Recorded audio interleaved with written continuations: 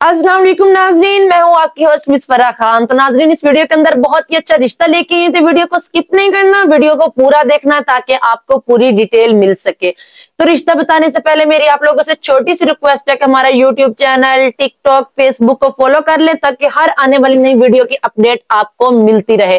हमारा वीडियो बनाने का मकसद यही होता है कि हम घर बैठे आप लोगों की हेल्प कर सके। आप घर बैठे हमारी वीडियो को देखें और हमसे मोबाइल पे ही राब्ता करके 5 मिनट के अंदर हमसे हजारों रिश्तों की लिस्ट हासिल करके घर बैठे अपनी बेटी का, बेटे का, बहन का, भाई का घर बैठे रिश्ता तय करें।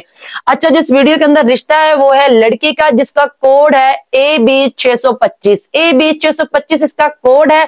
लड़की की जो उम्र है वो 29 साल है। जात उनकी मलक अवान है। तालीम उनकी MBBS है। भाई 2 हैं, बहनें 3 हैं। घर अपना जाती है। लड़की डॉक्टर है और घर लड़की के नाम है और इनके वालिद साहब वफात पा चुके हैं और ये एबटाबाद से हैं। अगर आप इस लड़की के साथ शादी करना चाहते हैं, स्क्रीन पे हमारा व्हाट्सएप नंबर शो हो रहा है, अभी अपना फोन उठा के हमें कॉल मिला के इस रिश्ते की मजीद डिटेल हमसे हासिल कर सकते हैं।